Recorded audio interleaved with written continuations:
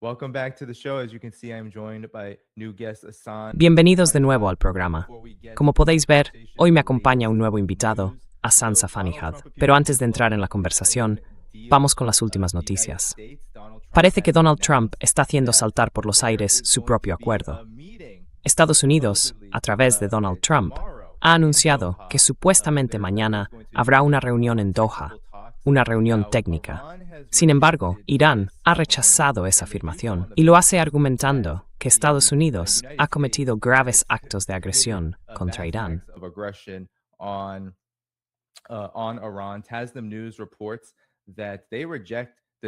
Tasnim News informa que rechazan la afirmación de Axios de que mañana habrá conversaciones técnicas. Dicen que no se ha acordado ninguna fecha para continuar esas negociaciones. Esto ocurre después de que Irán respondiera con dureza a varios ataques estadounidenses durante el fin de semana y enviara una advertencia muy contundente a Estados Unidos. Según la cadena pro-israelí Iran International, Irán habría dicho que las bases estadounidenses vivirán un infierno en el futuro y en la siguiente fase de esta guerra si Estados Unidos sigue violando los acuerdos de alto el fuego. Así que Hassan, bienvenido al programa. ¿Cómo estás? Gracias por acompañarme hoy.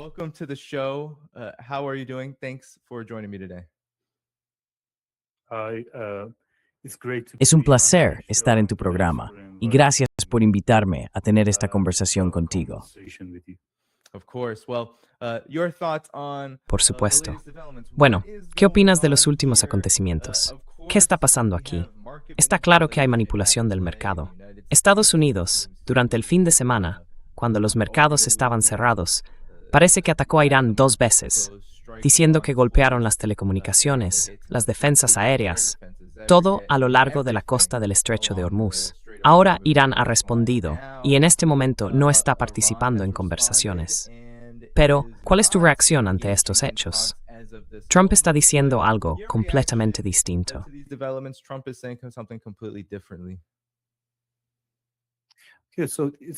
Vale, no es la primera vez que pasa algo así, obviamente. Durante toda la guerra hemos visto el mismo patrón repitiéndose. Pero lo que sí lamento es que la declaración por parte de Irán tampoco se pueda tomar del todo en serio, por desgracia. Yo soy muy pro-Irán, pro-eje de resistencia. Lo que hemos visto, por ejemplo, cuando el asesor de medios del equipo negociador iraní dice no habrá negociación por ahora, y ese por ahora dura como 2 horas, ¿no? Así que no sé si esa reunión va a celebrarse o no. Estoy igual que todos los demás. No tengo ninguna información sensible sobre ese asunto que pueda compartir con tu audiencia, lamentablemente. Sí tengo ciertos datos sobre el ámbito militar.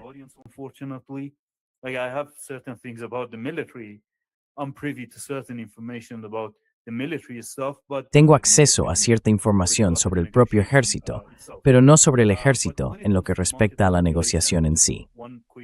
Ahora bien, cuando hablamos de la manipulación del mercado, solo una cosa rápida antes de entrar en la conversación más amplia. Mencionabas la manipulación del mercado y cómo el momento en que se llevan a cabo estos ataques es muy específico.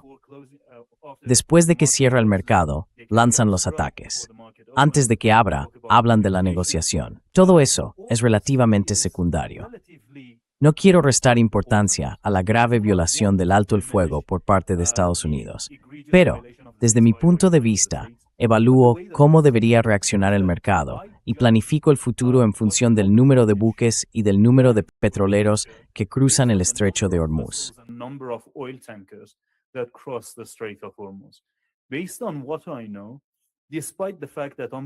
Por lo que sé, aunque soy crítico con el gobierno iraní por limitar la capacidad de las Fuerzas Armadas iraníes para llevar a cabo el tipo de ataques que sé que, por ejemplo, la Fuerza Aeroespacial de la Guardia Revolucionaria quiere realizar, o los ataques que yo mismo querría ver, sobre todo en lo que respecta a Emiratos Árabes Unidos y Qatar, que de alguna manera han quedado exentos de las represalias iraníes, lo cual es muy triste. Pero tal y como yo lo veo, hay que fijarse en el número de buques que cruzan el Estrecho de Hormuz.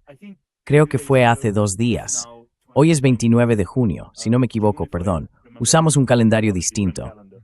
Así que fue el 27 de junio, cuando, en 24 horas, solo 40 buques cruzaron el Estrecho de Hormuz. only 40 vessels crossed the Strait of Hormuz. Now, about 70% of them chose this. Ahora, alrededor del 70% de ellos eligieron el corredor sur, la ruta sur. En el estrecho de Hormuz hay tres rutas, la ruta norte, la ruta sur y la ruta TSS. No recuerdo exactamente qué significa, pero es la ruta del medio, ¿verdad? Se llama algo así como separación del tráfico.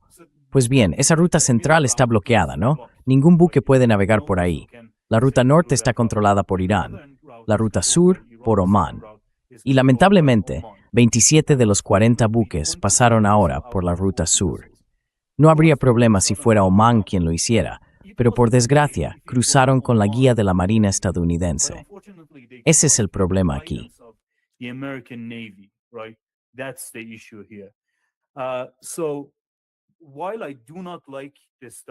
Así que, aunque no me gusta la dinámica que se está dando aquí, entiendo que establecer el control sobre el estrecho de Hormuz en tiempos de paz es importante y muchísimo más difícil que hacerlo en plena guerra. Durante una guerra, simplemente declaras que es una zona de conflicto y haces lo que tengas que hacer. En cambio, en tiempos de paz, hace falta mucha más sutileza.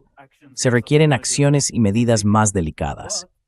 Aún así, 40 sigue sin ser comparable con la cifra que veíamos antes del inicio de la guerra, que era de 139, si no recuerdo mal. De media, cada día cruzaban el estrecho 139 buques.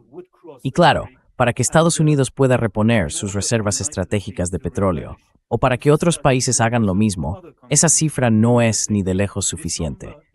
El control del estrecho de Hormuz sigue estando en manos de Irán. Creo que debería actuar con más firmeza.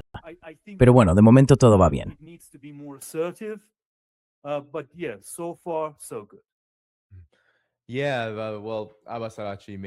Sí, bueno, Abbas Araghchi ha hecho hoy esa declaración, diciendo que efectivamente Irán va a controlar el estrecho de Hormuz durante todo el proceso del memorando de entendimiento, y que por tanto habrá consecuencias si Estados Unidos lo incumple. Ahora, quizá podamos entrar en la parte militar de todo esto, Assam, porque lo que dice Donald Trump, y no es ninguna sorpresa, es que Irán se ha acercado a Estados Unidos y ha dicho, no, detengamos todos los ataques y hablemos después de que Estados Unidos haya lanzado el suyo. Así que, claro, eso es Estados Unidos con la ventaja.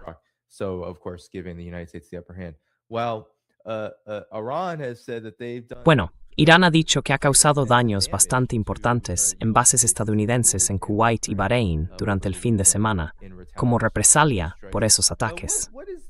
¿Cuál es la verdad aquí? ¿Tienes alguna información al respecto? Porque ahora mismo es muy difícil saber qué está pasando cuando ocurren estos acontecimientos, ya que ni Estados Unidos ni los países del Golfo están mostrando, por supuesto, información sobre el alcance de esos ataques de Irán. Y supongo que Irán tampoco tiene en este momento la capacidad de verificarlo por satélite. Así que, ¿qué opinas de todo esto? ¿Tienes algún dato?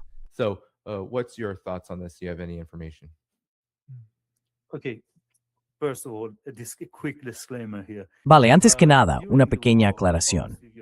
Durante una guerra, obviamente, existe esa famosa expresión de la niebla de la guerra. Evaluar los daños de un ataque es algo muy complicado, ¿verdad? Pero tal y como yo lo veo, por ejemplo, Estados Unidos atacó una torre de radio en Irán. Han estado atacando esa torre una y otra vez. A estas alturas me pregunto qué es exactamente lo que están bombardeando y cómo es posible que esa torre siga en pie. Sinceramente, si alguien tiene una respuesta a esa pregunta, que me lo diga, que me escriba en X. Tengo mucho interés en entender la lógica y lo que está pasando aquí. Han golpeado ciertos almacenes de drones. La producción de drones en Irán es muy rápida y sencilla, ¿no? Así que eso en realidad no tiene demasiado valor.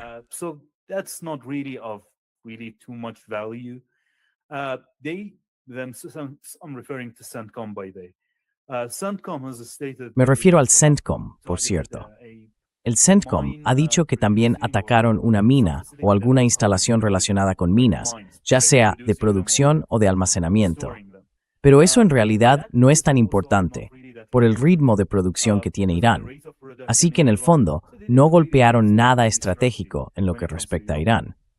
Obviamente, no estoy intentando restar importancia al hecho de que una vez más, han violado el memorando de entendimiento, han violado el artículo 1 de ese acuerdo. Así que sí, aunque eso sea así, muestran su verdadera cara y han demostrado por enésima vez que ningún acuerdo con Estados Unidos vale ni el papel en el que está escrito. Aún así, dentro de todo, es algo manejable.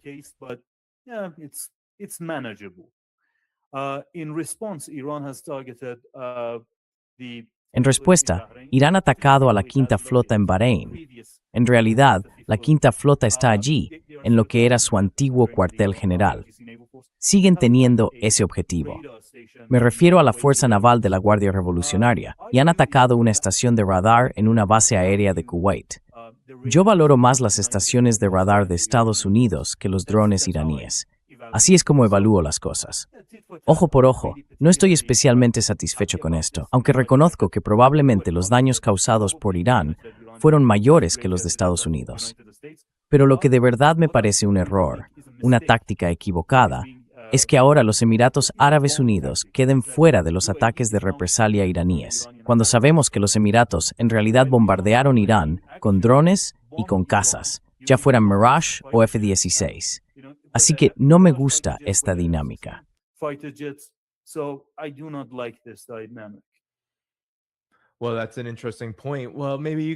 Bueno, ese es un punto interesante. Quizá puedas hablar de cuáles crees que son los factores que han influido en esto, porque yo también lo he notado, que el banco de objetivos de Irán parece estar muy centrado en Kuwait y Bahrein, mientras que Emiratos Árabes Unidos e Irán han restablecido, creo, sus lazos económicos. Creo que ahora los vuelos entre Irán y Emiratos han vuelto a operar. Quiero decir, claro, los Emiratos están justo al otro lado del agua, muy cerca. Pero, al mismo tiempo, fue, como decías, el actor más importante en la guerra fue Israel, y de hecho colaboró con Israel en esas operaciones que mencionabas. Así que, ¿cuáles crees que son los cálculos aquí? ¿Por qué Irán ha decidido apartar su banco de objetivos de los Emiratos?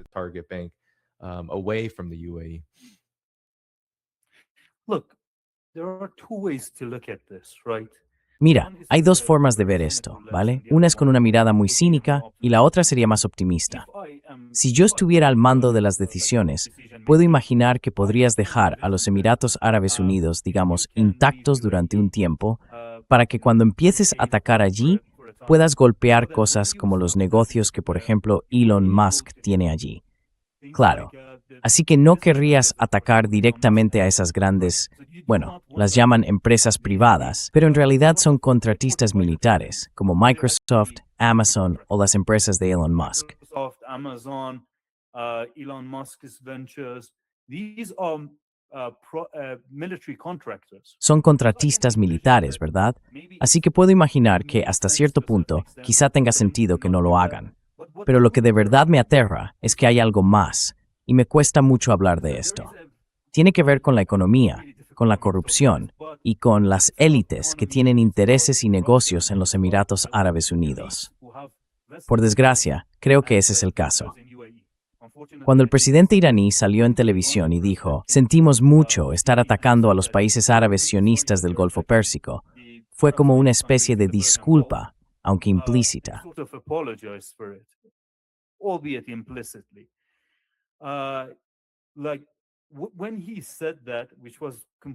Como cuando él dijo eso, que era completamente falso, porque Irán estaba atacando bases estadounidenses dentro de esos países que no se consideran, ya sabes, su territorio. Es territorio estadounidense, ¿no? Que además es parte del conflicto. Pero esa queja se fue apagando cuando los generales de la Guardia Revolucionaria, los que toman las decisiones, dejaron de llevar a cabo ataques más amplios contra los Emiratos Árabes Unidos.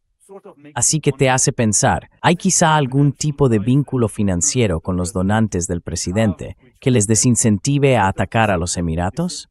Eso siempre ha sido así. Si recuerdas los disturbios de finales de diciembre de 2025 y principios de enero de 2026.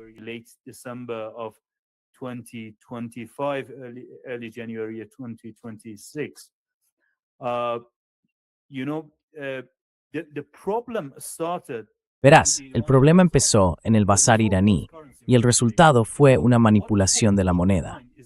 Lo que mucha gente pasa por alto es que Irán, en aquel momento, dependía de unos fideicomisarios en los Emiratos Árabes Unidos para que le enviaran los dólares que habían conseguido gestionando básicamente las entidades y las propiedades que se les habían confiado, ¿no? Y por desgracia, esas personas no lo hicieron a propósito. Por eso, en Irán, algunos usan una expresión no de forma literal, no quieren decir que los políticos lo hayan hecho, pero se refieren a que hay grandes fortunas dentro de Irán con intereses en los Emiratos. Y, lamentablemente, hicieron cosas malas. Y de nuevo te hace preguntarte si esto no es una repetición de aquel episodio.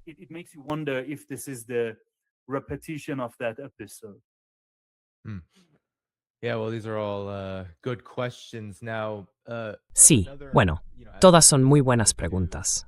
Ahora, otro aspecto del que quería hablar es que cada vez hay más críticas hacia Irán por su participación en el proceso del memorando de entendimiento. Y quería conocer tu opinión sobre eso. En particular, Israel sigue atacando el sur del Líbano. Acaban de firmar este acuerdo con Estados Unidos y con el llamado gobierno libanés, lo que en la práctica ha dejado al Líbano en un caos total. Y por supuesto, hay otros acontecimientos en marcha, como en Irak, y así sucesivamente. Y claro, la gran cuestión de Palestina, que está en la mente de todos. ¿Cuál es tu opinión sobre la participación de Irán en este proceso y sobre las críticas que ha recibido? Algunos dicen que, por culpa de esto, no está haciendo lo suficiente por la resistencia, e incluso que está anteponiendo sus propios intereses a los de la resistencia.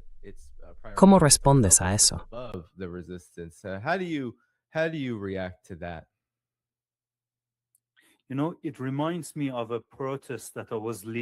Sabes, esto me recuerda a una protesta que yo mismo lideré cuando era joven. Bueno, más joven que ahora. Quiero decir, no es que sea un adulto del todo, pero estaba al frente de esa protesta.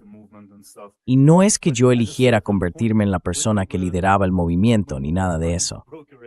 Pero llegó un momento, cuando intentaba negociar un acuerdo, en que el problema fue que se metió otra gente y el movimiento se descarriló, ¿sabes?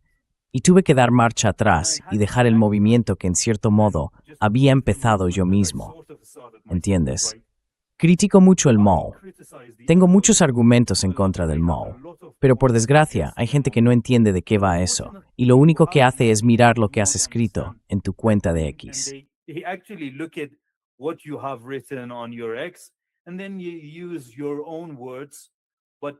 Y luego usas tus propias palabras, pero sin entender el peso que tienen detrás. Y de alguna forma las retuercen, de manera que alguien como yo, que está en contra del memorando de entendimiento, se ve en una situación incómoda, teniendo que ir a distintos programas en lugar de defender su propia opinión.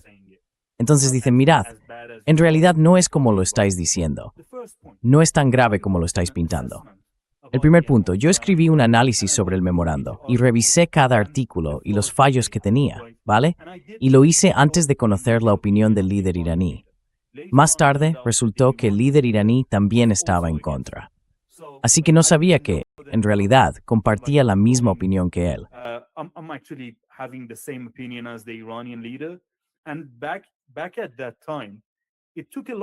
Y en aquel momento hizo falta mucho valor, porque el Partido Reformista intentaba presentar aquello como algo aprobado por el líder iraní. Así que sí, me hizo falta coraje para escribirlo. Pero ahora vemos cómo la gente exagera las cosas.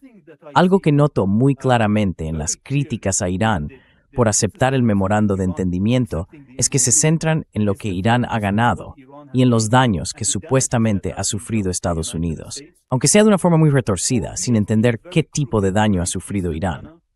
Te doy un dato rápido, por ejemplo, 7.000 megavatios de electricidad han sido destruidos en ataques de Estados Unidos e Israel contra centrales eléctricas iraníes, no contra plantas nucleares. Y hoy mismo, por ejemplo, la BBC publicó una noticia que decía que 1.300 personas han muerto.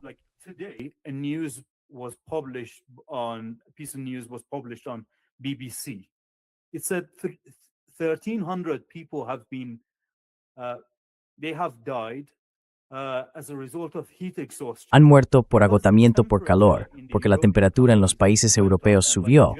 Y en Alemania, por ejemplo, se alcanzó un récord de 41 grados Celsius. ¿Sabes a cuánto llega la temperatura en Irán? Llega hasta 58 grados Celsius. Para quienes viven en Estados Unidos, esos son unos 138 grados Fahrenheit. Sin aire acondicionado, te mueres con ese calor. Y luego están esas personas que no entienden por lo que están pasando los iraníes y dicen, ¿por qué no seguís luchando? O sea, sí, claro, como si no importara que el verano pasado tuviéramos apagones.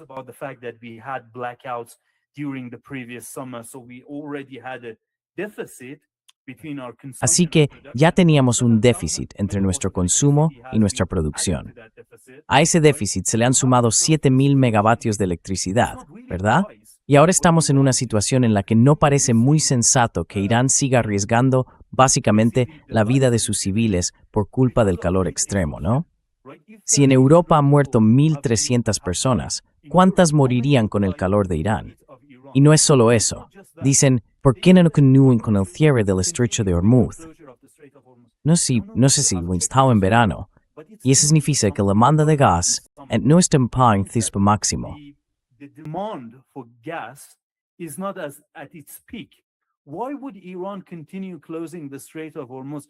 ¿Por qué seguiría Irán cerrando el estrecho de Hormuz y usando esa baza que tiene?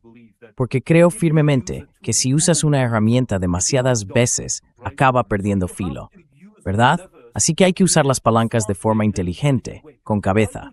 ¿Por qué hacerlo en pleno verano, en lugar de hacerlo cuando más duele, que es en otoño o en invierno?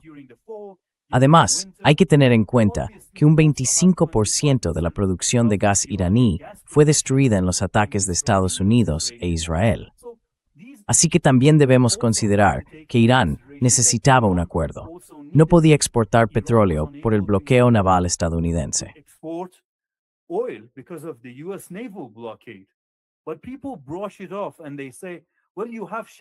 Pero la gente lo quita importancia y dice, bueno, tienes las flotas en la sombra. Una persona que me responde mencionando las flotas en la sombra demuestra lo poco que entiende sobre ellas. Solo repite un término que ha oído. Porque si esas flotas llegan a los puertos iraníes, ya no son tan en la sombra, ya no son invisibles para Estados Unidos, serán sancionadas. ¿De verdad piensas antes de hablar? Pero hay mucha gente con una enorme confianza en sí misma, que rimen las cosas que ni fnogrequed. Y eso por desteth y manending relay. Y volviendo al principio, a me vivo el game de ser more camas y movigen les discours. That I myself am critical of. Yeah, I think those are important points. I mean, Sí, creo que esos son puntos importantes. Quiero decir, por un lado, claro, para Irán y para el mundo, tomar la decisión de entablar conversaciones con Estados Unidos no es una decisión menor. Y seguramente hay muchos motivos por los que alguien podría no estar de acuerdo con eso. Pero por otro lado, la idea, y esto es algo que he intentado explicar en mis programas, de actuar como si las sanciones al petróleo, el levantamiento de esas sanciones, el fin del bloqueo naval o incluso el tema de los activos congelados no fueran algo importante para Irán, sería ignorar el hecho de que los iraníes también están implicados en todo esto. Si uno va a resistir la agresión de Estados Unidos e Israel y formar parte del eje de resistencia, entonces que las cosas vayan cada vez a peor, que la vida se haga más y más difícil, no es algo que ningún gobierno que se precie pueda permitirse ignorar. Así que, en mi opinión, la situación es mucho más compleja que simplemente decir que Irán está negando sus principios.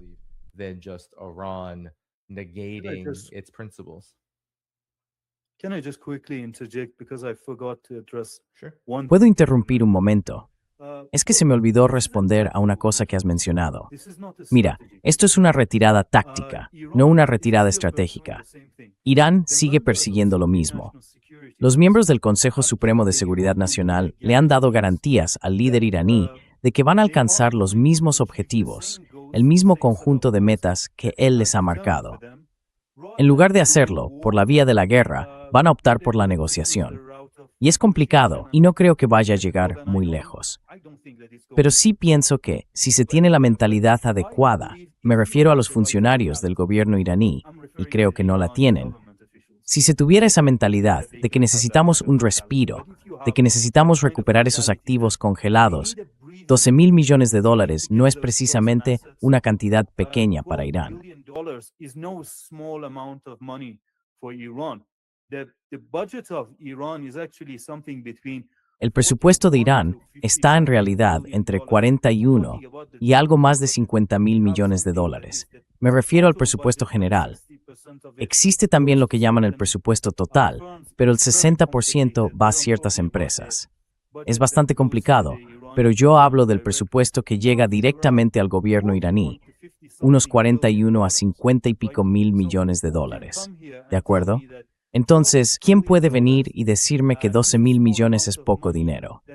Que Irán, que eso no supondría un cambio en el aparato militar iraní, en la economía militar iraní, para reconstruir la infraestructura dañada durante la guerra. Así que, si uno tiene la mentalidad de que esto no va a durar, y piensa, aprovechémoslo para rearmarnos, movilizarnos y prepararnos para la próxima guerra, en realidad tiene sentido. prepare for the next round of war, it actually can make sense. Well, you said that you don't necessarily believe the Iranian Bueno, leadership is thinking Usted this dijo way, que no but cree necesariamente que el liderazgo iraní esté pensando de esa manera, pero sí cree que hay dirigentes iraníes, tanto militares como de otros ámbitos, que sí piensan así. Así que parece que hay quizá un debate activo, lo cual puede ser algo saludable para un gobierno. Puede ser positivo tener un debate abierto y desacuerdos basados en distintas interpretaciones de lo que es mejor para Irán, y bueno, sobre otros grandes temas también. Pero, ¿qué opina usted de esto? De la idea de que Irán está, digamos, al borde de su propio precipicio. Mucha gente habla del creciente poder, del estatus y del peso que está ganando Irán.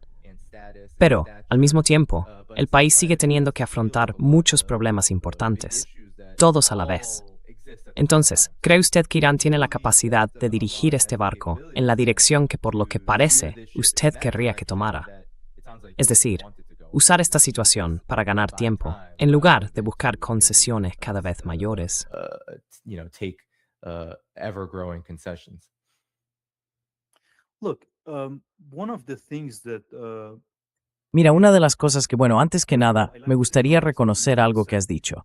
Sí, dentro del aparato político iraní hay una división, pero esa división no tiene que ver con los objetivos generales, sino con las tácticas que deberíamos usar.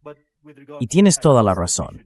En el aparato de toma de decisiones militares, la cúpula del ejército cree firmemente que esto no va a llegar muy lejos, y básicamente se están rearmando a toda velocidad, ¿verdad? Pero los diplomáticos iraníes son más optimistas cuando se trata de buscar un acuerdo con Estados Unidos. Así que volvamos a lo que estabas comentando sobre el auge de Irán. Let's go back to what you were talking about and Iran rising. As you mentioned, we're in a very tricky situation. Como has mencionado, estamos en una situación muy complicada. O lo conseguimos y nos convertimos en la cuarta superpotencia del mundo, o Irán se va a balcanizar. A estas alturas, no hay una tercera opción. Es muy difícil imaginar que Israel, bajo el liderazgo de Benjamín Netanyahu, vaya a hacer algún cambio. Y cualquiera que aspire a ser el próximo primer ministro de Israel intenta mostrarse aún más duro con Irán que el propio Netanyahu. Yair Lapid, Naftali Bennett, todos han criticado a Netanyahu en lo que respecta a Irán, pero no para decir, bajemos un poco el tono, no. En realidad, quieren subirlo al máximo, ¿verdad? Esa es la mentalidad dentro de Israel. Right. So that's the mentality inside Israel. And obviously, we know that, for example, the chief of Y obviamente sabemos que, por ejemplo, el jefe de gabinete de Colin Powell, el coronel Lawrence Wilkerson, dijo una vez, citando a Colin Powell, que la política exterior de Washington se dicta y se decide en Tel Aviv, ¿verdad? Esas fueron sus palabras, siendo él secretario de Estado de los Estados Unidos. Así que me resulta muy difícil ver una tercera opción para Irán. Pero hasta ahora, las decisiones que ha tomado Irán muestran que está dispuesto a asumir riesgos. Déjame mencionar algo, y al responder a tu pregunta, también aclarar un rumor o una especie de propaganda que se difunde sobre Irán. Hay gente que dice que el líder iraní ya no se deja ver, que su cargo es meramente ceremonial, que ha perdido el control. Pues bien, el líder iraní dijo que para que el memorando de entendimiento se apruebe y salga adelante, al menos un 75% debe votar a favor. have to vote for it in favor of it. Otherwise, he will take the country back to the. De lo contrario, llevará al país de nuevo a una especie de guerra, ¿verdad? Solo imagínatelo. No se conforma con un 50% más, dice 75%. Así que ya está dispuesto a dar ese paso de vetar la opinión de una gran parte. Ni siquiera estamos hablando de una supermayoría como en el Congreso de Estados Unidos, que es algo así como un 60 y pico por ciento. No, 75%, ¿verdad? Y eso, para alguien como yo, es una señal muy positiva. Muestra que el líder iraní está enviando el mensaje de que estamos en una situación extraordinaria, ¿no? Y que está dispuesto a tomar las decisiones necesarias. Así que, en el peor de los casos, sabemos que el líder iraní está preparado para enfrentarse a ciertas visiones que tiene el Partido Reformista. Porque mucha gente está diciendo, que si los reformistas esto, los reformistas lo otro.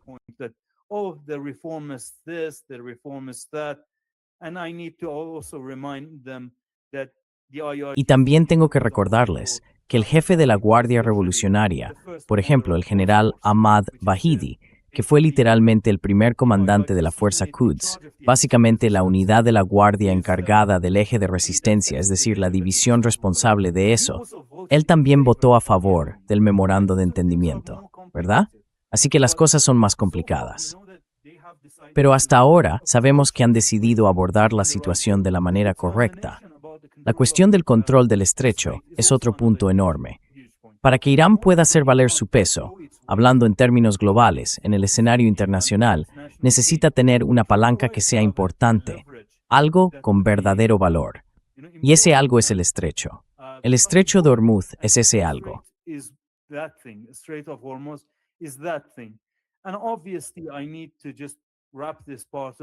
Y obviamente tengo que cerrar esta parte con este punto.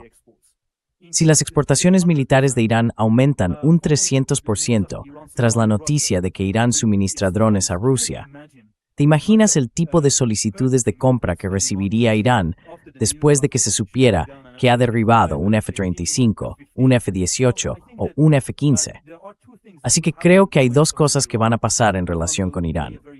Primero, Irán va a desempeñar un papel muy importante al debilitar un poco la moneda estadounidense, el dólar, ya sabes, mediante la aplicación del uso del rial iraní para los pagos por cruzar el estrecho de Hormuz, las tasas administrativas, y el hecho de que Irán obtendrá ingresos de una forma mucho más significativa exportando su material militar.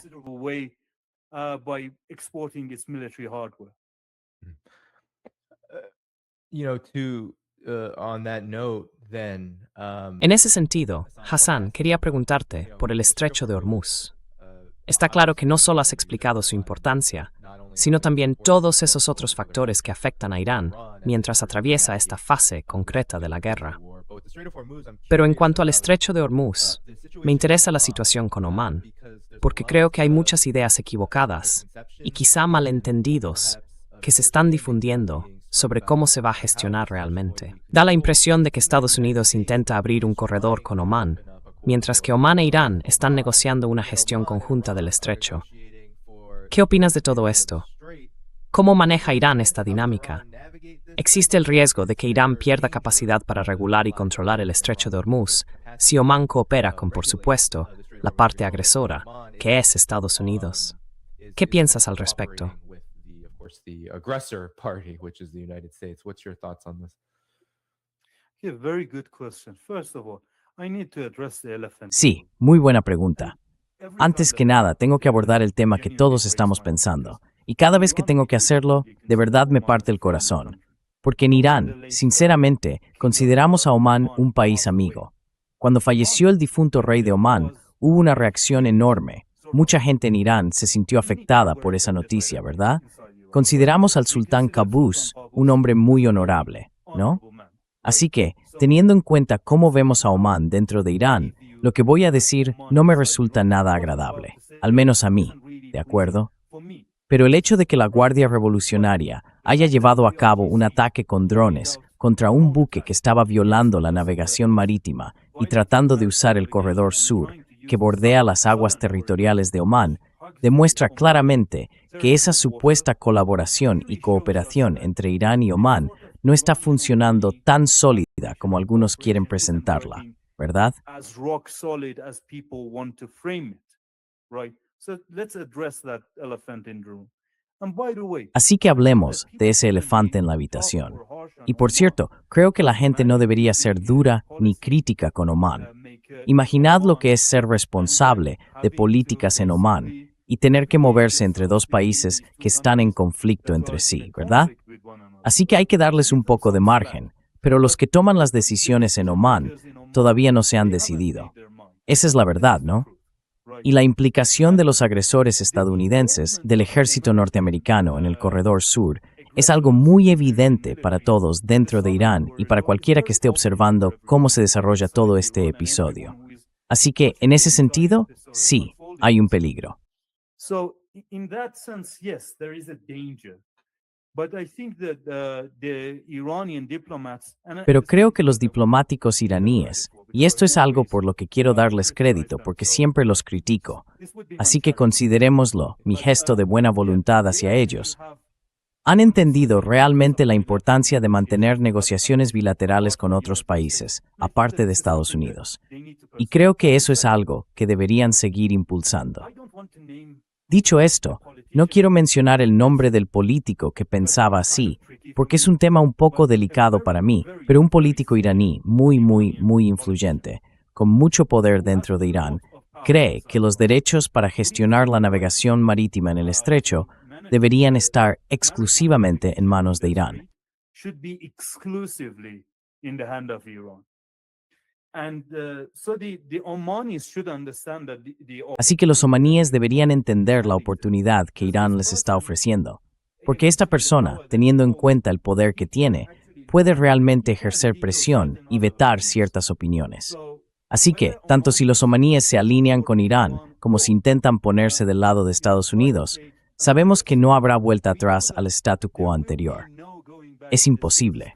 Ya sabes, Estados Unidos ha creado este lío y bueno, tienen que asumir las consecuencias, o como se diga, han hecho la cama y ahora tienen que acostarse en ella. Y esta es la nueva realidad en el estrecho de Hormuz. and this is the new reality in the Strait of Hormuz.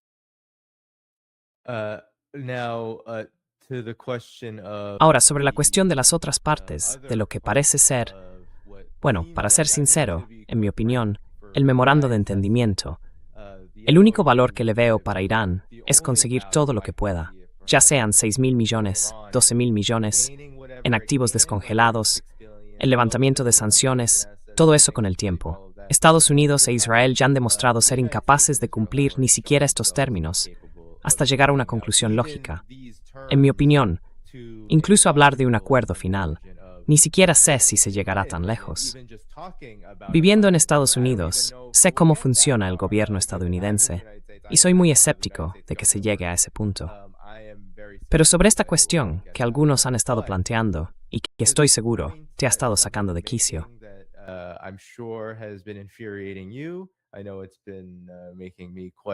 sé que me ha enfadado bastante escucharlo. Esa idea de que Irán ahora mismo está abandonando, digamos, Gaza, por sus limitaciones, por su marco limitado, o por lo que algunos perciben como un marco limitado en el memorando de entendimiento sobre el frente de resistencia. ¿Qué opinas de esas críticas? Porque no se trata solo de Gaza. También dicen lo mismo sobre Líbano, ya que Líbano, por supuesto, y Gaza siguen sufriendo las consecuencias de la agresión israelí respaldada por Estados Unidos. Quisiera conocer tu opinión sobre este punto y sobre las críticas que mucha gente está haciendo. Se está comentando bastante. Yo siempre desconfío cuando circulan ideas así, pero aún así, creo que es importante abordarlo. No, you have every right to be suspicious of No, tienes todo el derecho a desconfiar de esos puntos, porque literalmente hay un periodista israelí, entre comillas, periodista, que tiene vínculos muy estrechos con la Unidad 8200, Eddie Cohen. Él también usó el mismo término. Dijo, ¿por qué Gaza no está incluida en el acuerdo? ¿No es eso Aram? Y luego añadió algo como, qué vergüenza, persas, ¿no? Así que estaba claramente intentando sembrar división. Y hay ciertas personas que, consciente o inconscientemente, están básicamente difundiendo la propaganda que Israel intenta propagar. Así que sí, tienes todo el derecho a ser cínico con esos puntos de vista.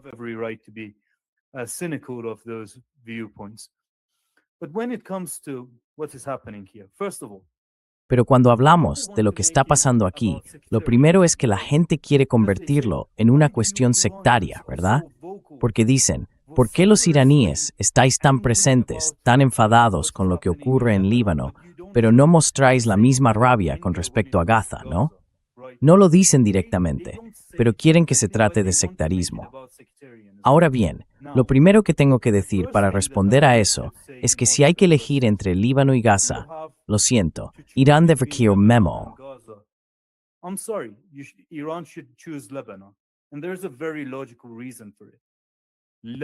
Y hay una razón muy lógica para eso.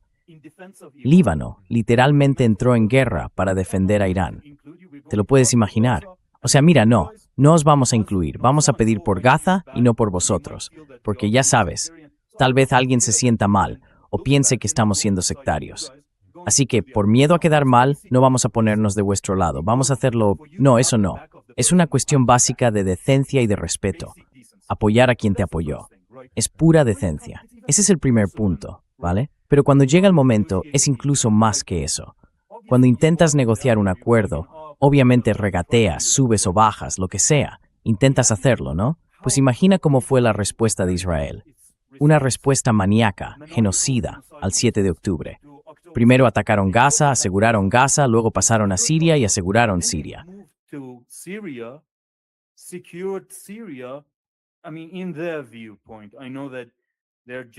Quiero decir, desde su punto de vista, ya sé que son unos maníacos genocidas, pero escúchame un momento.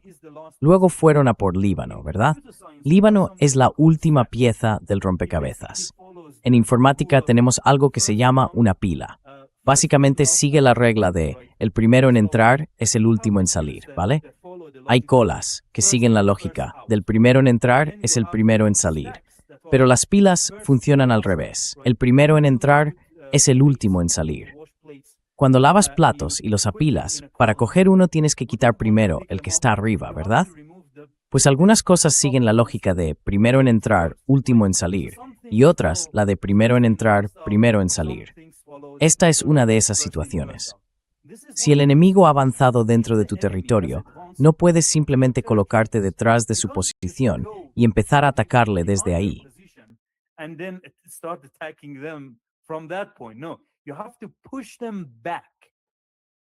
No, hay que hacerles retroceder.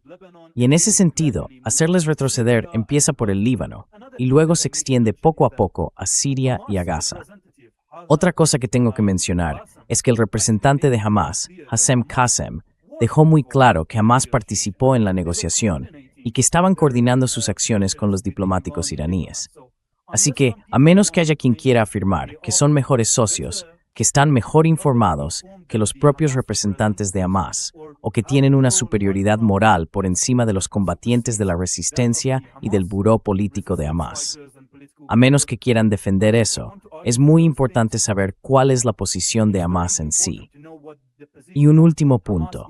El general de la Fuerza Quds de la Guardia Revolucionaria, el general Kahani, dijo esto en la televisión nacional, que iba a reconstruir a Hamas, ¿verdad?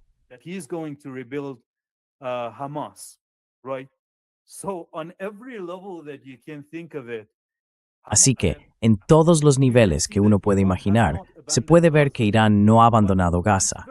Pero es muy lamentable que no sea tan fácil para nosotros, los iraníes, hacer lo que 8.300 millones de personas no parecen tener interés en hacer, que es mediar un alto el fuego en Gaza. Y por cierto, perdón, dije que el punto anterior sería mi último comentario, pero hay algo más. Ya existe algo llamado el Consejo de la Paz allí, y cuenta con el respaldo de una resolución del Consejo de Seguridad de las Naciones Unidas. No tenemos suficiente influencia como para decir, ¿sabes qué? Vamos a vetar la resolución del Consejo de Seguridad de la ONU y haremos lo que queramos. No, no es así. No tenemos ese tipo de poder. Yeah, and it also moves the goalposts, Assad, because if people remember Sí, the y además, reason why cambia the las reglas del resolution, juego, counter Assad. resolution porque si la gente lo recuerda, la razón por la que se aprobó esa resolución del Consejo de Seguridad de la ONU no es, como algunos dicen, y esto pasa no solo con Irán, sino también con China y con Rusia, que esos países que intentan mover las cosas y realmente hacer avanzar al mundo en una mejor dirección para toda la humanidad sean los culpables de que ocurran cosas como esta. La gente olvida que primero, Estados Unidos e Israel estaban amenazando con volver al genocidio total en Gaza si no se aprobaba. Y segundo, que todos los países del Golfo, literalmente, consultaron y aconsejaron y dijeron, incluida la autoridad palestina, que se puede criticar y condenar todo lo que se quiera, pero es el único organismo en Naciones Unidas que tiene algo que decir. Y para bien o para mal, muchas veces para mal, claro. For better or for worse, for a lot of times for worse, of course. But at the same time, to expect Pero al mismo tiempo, esperar que esta resolución, que se aprobó básicamente bajo presión y con el apoyo de países y entidades que, bueno, probablemente no deberían haberla apoyado, cambie el foco del verdadero problema. Eso es un error. El problema real es que no ha habido un esfuerzo creíble para contener a Estados Unidos e Israel. Y cargar toda la responsabilidad sobre Irán o sobre un solo país, cuando en realidad es el imperio y es Israel, literalmente Israel, ocupando a los palestinos, creo que desplaza mucho el objetivo. Y además minimiza, y diría que incluso resta importancia, al hecho de que sí, como Estado en la región, Irán es el único país que ha hecho algo en apoyo de la resistencia palestina, y en realidad de cualquier forma de resistencia en la región. Y esto lleva siendo así desde hace muchas décadas. Pero ¿cuál es tu reacción? Look, yes, there's actually a lot of truth to that. Mira, sí, en realidad hay bastante verdad en eso. Verás, hay gente... Perdón, esto se sale un poco del tema por el que me habéis invitado. Pero veo a personas diciendo, Putin es un vendido, Putin es un estúpido. ¿Perdón? Putin is a sellout. Like, Putin Everyone's a is sellout. stupid. Yep. Sorry? No, iba a decir que todos se han vendido. Putin también se ha vendido. Yeah. And they say that, oh, why isn't it that Putin is showing weakness? Because I mean, obviously, Russia is also negotiating with the United States, right? So, like, when people criticize Iran for negotiating with the United States, it's also very important to know that Russia is negotiating with United States as well, and Russia is a superpower, and they are not under the same restrictions and pressure that we are. China is trying to. No lo llamaría exactamente una negociación, pero tampoco van a decir, ¿sabes qué? Que os den, americanos, haremos lo que nos dé la gana. To hell with you Americans, we're just going to do our own thing. No, they still, despite their big economy and despite Aún their así, power, a pesar de su gran economía y de todo su poder, consiguen controlar la escalada. Pero ahora, a cada uno de estos actores se les llama vendidos, ¿verdad? 2 veces en una semana, si no recuerdo mal, una refinería en Moscú fue atacada por drones ucranianos, ¿no? Hubo otro ataque contra una instalación del complejo militar industrial en Rusia, ¿verdad? Y Rusia, en realidad, no tiene una solución viable ni concreta para Ucrania, ¿no? ¿Te imaginas la cantidad de recursos que han tenido que volcar en Ucrania para ocupar esas zonas? ¿Qué pasa? ¿Se supone que deberían marchar hasta Kiev? ¿Crees que eso es fácil? ¿Piensas que Putin tiene esa opción y simplemente decide ignorarla? ¿Entiendes lo que significa la producción de drones ucraniana? Do you understand that Ukrainian drone production facilities have been moved to Germany, Italy, different Se han trasladado so that instalaciones a Alemania, Italia y a distintos países para que no fueran vulnerables a un ataque ruso. Perdón, me resulta un poco raro hablar de Rusia cuando estaba hablando de Irán, que es el tema por el que me han invitado. Pero en realidad, eso encaja con la pregunta y con el tipo de ambiente que se crea al hacer esa pregunta, ¿no? ¿Qué opinas de todos esos actores que están tomando decisiones que la gente no ha tenido precisamente fácil de entender? Lo que sí quiero decir es que, por favor, de verdad, entendáis que hay un límite a lo informado que uno puede estar sobre los acontecimientos de un país si solo usa la función de traducción automática de X o el botón de traducir de Telegram. Hay que estudiar un país durante más de 10 días. For more than 10 days.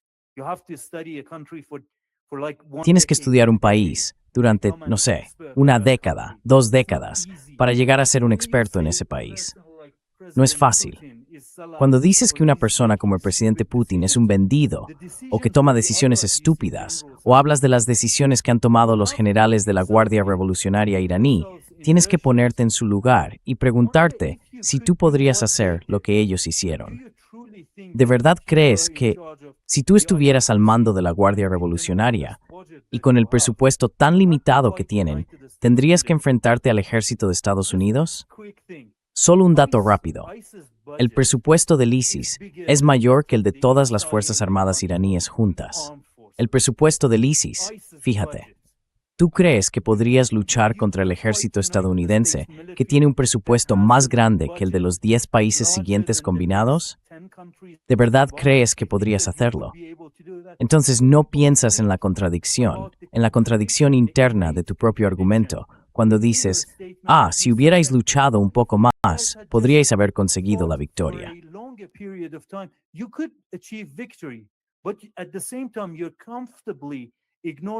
Pero al mismo tiempo, estás ignorando cómodamente el hecho de quién logró ese tipo de victoria que haces parecer tan fácil de conseguir, ¿verdad?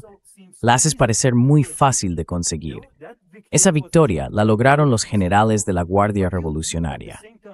Pero tú, al mismo tiempo que dices que fueron lo bastante poderosos como para obtener una victoria total, lo cual, por cierto, no es del todo cierto, nosotros sufrimos mucho, y aún así fuimos capaces de controlarnos, de mantenernos firmes y de defendernos frente a Estados Unidos.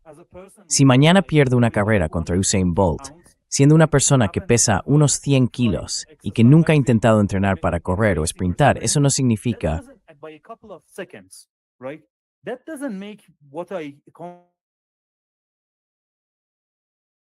Hassan, we might have lost you. Parece que te hemos perdido un momento. Espero que vuelvas a conectarte. Estabas diciendo que no funciona. Sorry. Lo entiendo. ¿Qué ha pasado aquí? Yeah, no, we had lost you for a couple. Te hemos perdido unos segundos. Estabas diciendo que no hace que... Creo que ibas a decir que no hace que lo que Irán logró continúe. Perdona, nos hemos perdido esa última parte. We missed that last part. Está bien. Mira, no hace falta exagerar. Está bien decir que Irán fue capaz de defenderse. No tienes que entrar en modo exageración y decir, Irán hizo algo, Irán destrozó a Estados Unidos. No pasa nada. Ya es bastante significativo que Irán haya podido defenderse, ¿verdad? Y si no exageras, entenderás las limitaciones a las que se enfrentan todos esos responsables de decisiones, ya sea en Irán, en China, en Rusia, en todos esos países. Estados Unidos sigue siendo un país muy poderoso. Y el punto es que, creo que, todo ese discurso sobre el declive del dólar estadounidense, en el que por desgracia yo también participé, ¿no? Creo que, de algún modo, creamos un monstruo que no podemos realmente... Sí, lo siento, lo hicimos. Fuimos a distintos programas y hablamos del declive de Estados Unidos y de la multipolaridad y creamos un monstruo que ahora no podemos contener, que anda desatado por ahí. Así que, perdón, sé que la última parte de mi comentario ha sido un poco dispersa. No, creo que está bien. No, I think it's good. I like to have these bigger. Me gusta tener estas conversaciones más amplias cuando entramos en la segunda mitad. Pero bueno, en el último minuto o dos que nos quedan, diré solo esto y luego te pediré tu última palabra. Es curioso, porque este canal es un gran defensor y promotor del mundo multipolar. Realmente le gusta destacar lo que se ha conseguido, lo que países como Irán, China, Rusia e incluso países más pequeños han logrado.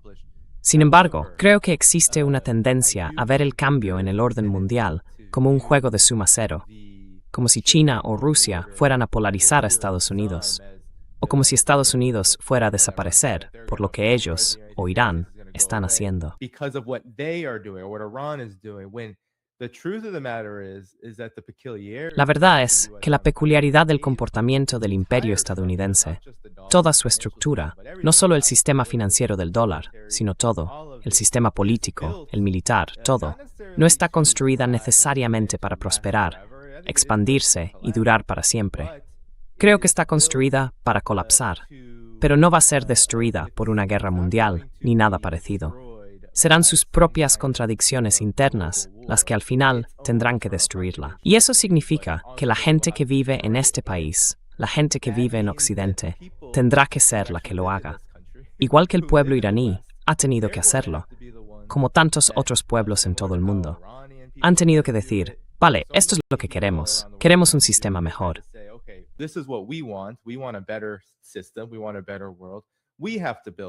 Queremos un mundo mejor.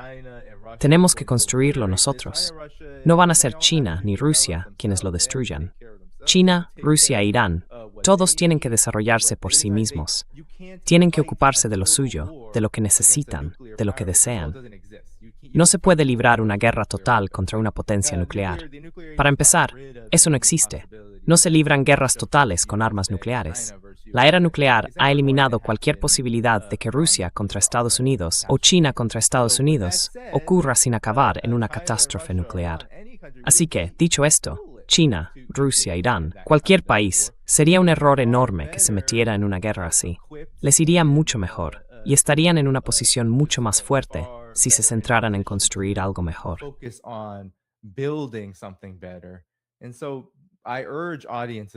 Así que animo al público en Occidente, y por supuesto en Estados Unidos, a centrarse en los cambios que deben hacer para que todo esto se detenga. Porque al final, eso es lo que pondrá fin al genocidio en Gaza, al genocidio contra el pueblo libanés, a esa guerra contra Irán, a todo eso. Eso es lo que lo detiene. Irán, China, Rusia, el eje de la resistencia, todas esas fuerzas que intentan luchar por algo mejor, van a responder. Pero en última instancia, si el imperio tiene carta blanca para hacer lo que quiera, con el consentimiento propio, o al menos con un consentimiento tácito, o simplemente con la gente sin prestar atención, o como sea, ahí es donde creo que están los grandes peligros. Pero así es como lo veo, Hassan. Tu última palabra antes de cerrar.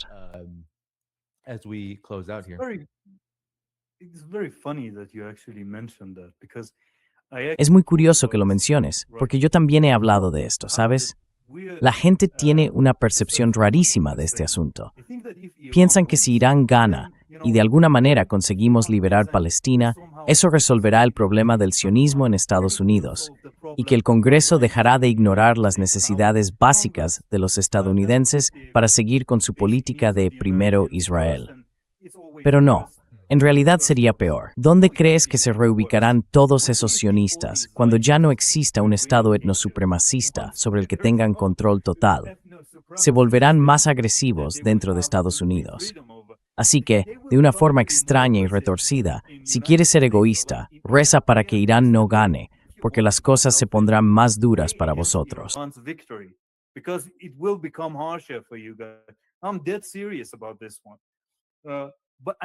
Lo digo totalmente en serio.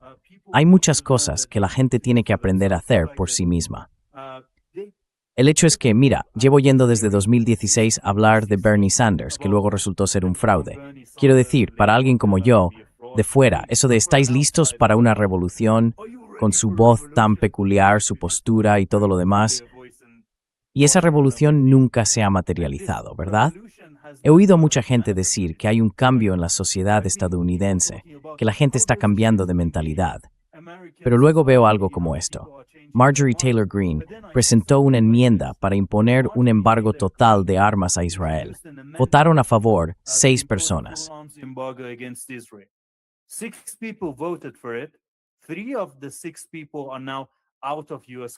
3 de las 6 personas ya no están en el Congreso de Estados Unidos. Marjorie Taylor Greene, Al Green y Thomas Massie. Ni siquiera pudisteis mantener a Thomas Massie en vuestro Congreso. Lo siento, no quiero sonar irrespetuoso ni arrogante, pero pensar que de alguna manera la victoria de Irán va a cambiar eso, no va a pasar. Hay que entender que los defectos que existen en la estructura política estadounidense no se van a arreglar con ayuda externa. Eso nunca ocurrirá. Creo que una visión más realista, una comprensión más realista de la dinámica que existe, sería algo muy positivo.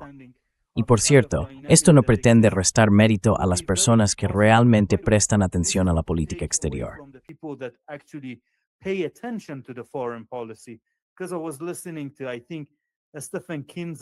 Porque estaba escuchando, creo que a Stephen Kinzer, el autor del libro Todos los hombres del Shah. y decía que la política exterior ni siquiera está entre las 10 principales preocupaciones o temas a los que un votante medio estadounidense presta atención cuando va a votar. Así que es admirable que hayan decidido interesarse por la política exterior. Pero tienen que entender que aunque la política exterior sea importante, aunque las guerras a 12.000 kilómetros de sus costas afecten a su vida, aunque esa conciencia sea muy loable, deben comprender que otros países no pueden resolver sus problemas.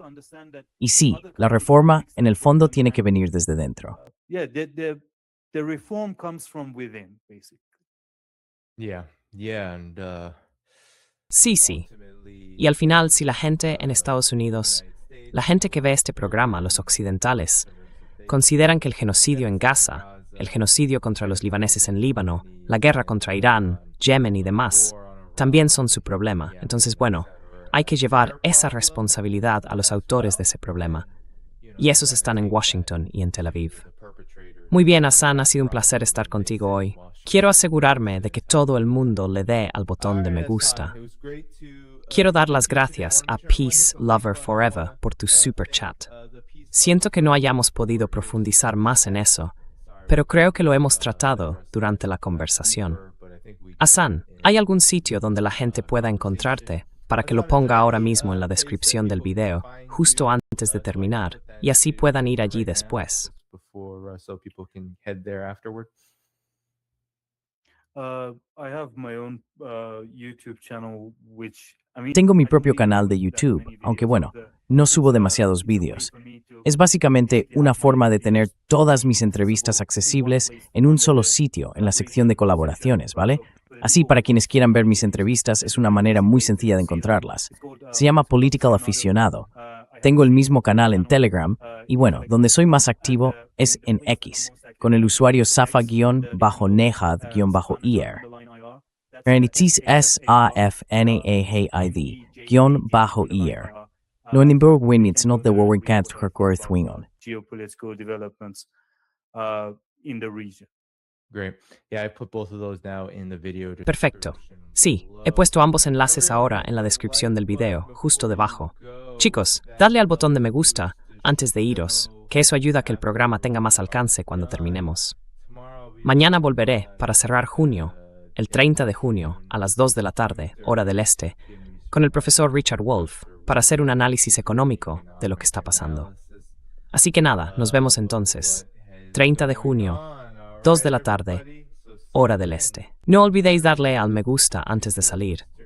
Echad un vistazo al trabajo de Hassan en la descripción del vídeo después. Y hasta la próxima. Nos vemos entonces. Adiós. And until next time, see you then. Bye-bye.